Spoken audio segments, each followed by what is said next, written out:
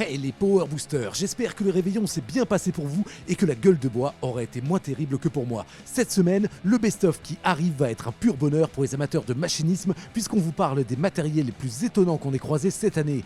Une machine qui toaste les graines, un robot de désherbage issu de la collaboration Nayo et Straube, un tracteur à chenilles qui permet d'affronter les pentes les plus extrêmes et un petit détour sur le stand de Tractor pour un robot qui a plus d'une surprise dans son sac.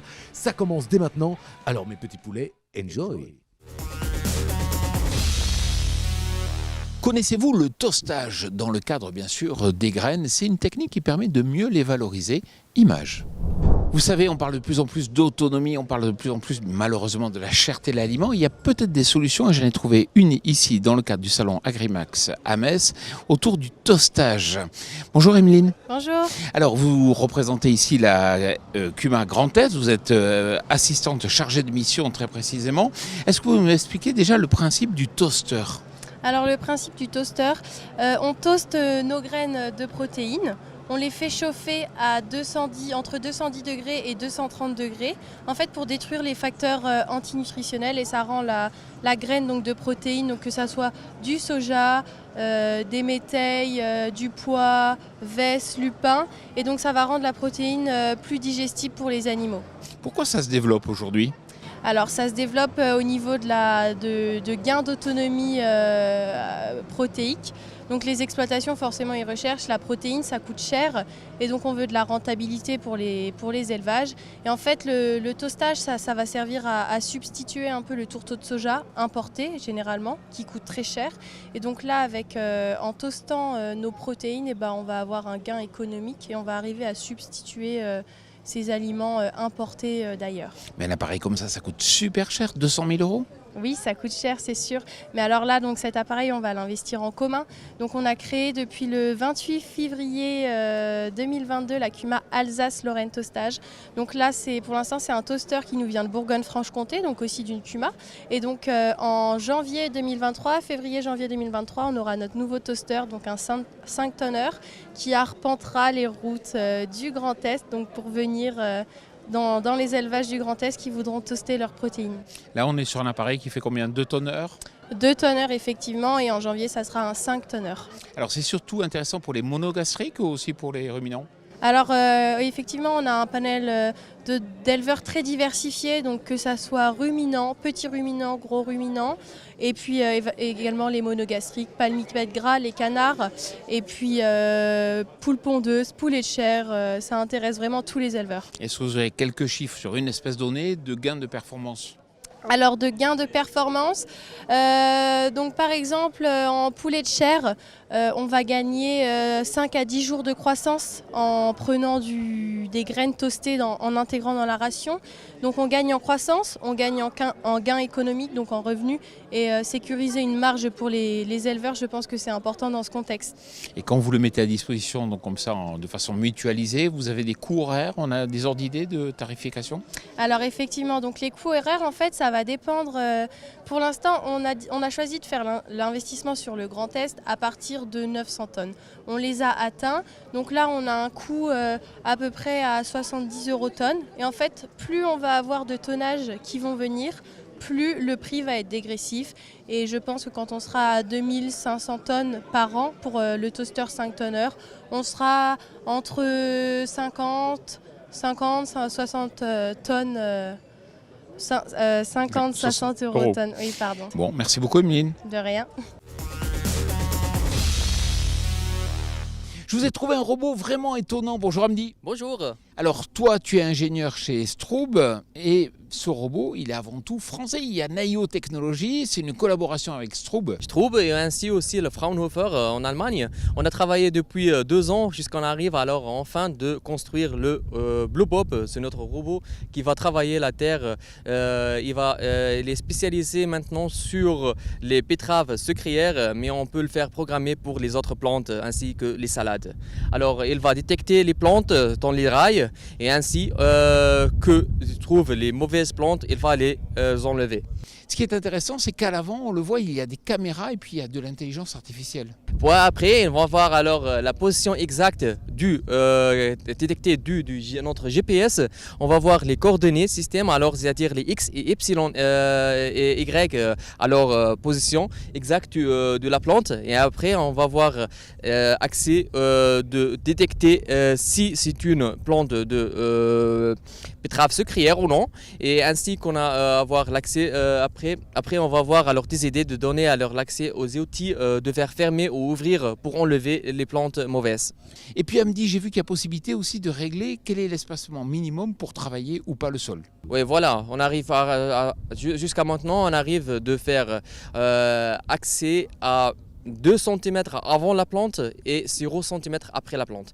Et côté autonomie? Alors jusqu'à maintenant, on a fait beaucoup de tests et on veut travailler plus que 8 heures. De toute façon, pour bien avoir le travail de la terre jusqu'à une vitesse maximale de 3 km/h. Alors ce qu'on voit côté sécurité, c'est qu'à l'avant, il y a un lidar et puis aussi des barres, donc des capteurs stop. De toute façon, alors les caméras que vous allez la voir, c'est une caméra qui va détecter les plantes sur les rangs. De toute façon, il va jouer le rôle de décaler vers la droite, vers la gauche des outils. Mais on a le lidar, le noir, celui-là, c'est le lidar, le capteur qui va détecter dans une zone de 180 degrés s'il y en a passage d'un animal ou une personne ou dans la sécurité. Alors c'est pour ça on va jouer, il va stopper automatiquement. Ainsi qu'on a 2 capteurs de contact qu'on les a installés alors en avant ainsi qu'en arrière. Quand sera-t-il commercialisé en France et à quel prix? Alors on a estimé qu'en l'année prochaine on va avoir 2 ou 3 alors, robots de Bluebob et on va la vendre alors dans le prix de à peu près 170 000 € à partir de l'année 2024. Et puis je crois qu'il va être aussi plus tard commercialisé sur d'autres cultures, peut-être le maïs par exemple. Oui, c'est ça l'objectif. Alors de toute façon, on arrive maintenant à travailler très bien avec le sucre, les betteraves sucrières, mais dans l'avenir, on va travailler avec les salades et les autres cultures aussi. Bon, merci beaucoup Hamdi. Merci à toi aussi. Alors dans le nord-ouest de l'Italie, on a énormément de cultures, mais bien sûr il y a traditionnellement la vigne qui valorise bien les terroirs et le climat. Alors cette année c'est vrai qu'il y a eu une sécheresse qui a impacté quand même la quantité, non pas la qualité qui est excellente. Mais il y a aussi une autre culture qui se développe de plus en plus, c'est bien sûr la culture de la noisette. Et comme dans le sud-ouest de la France, cette culture est plutôt bien rémunératrice.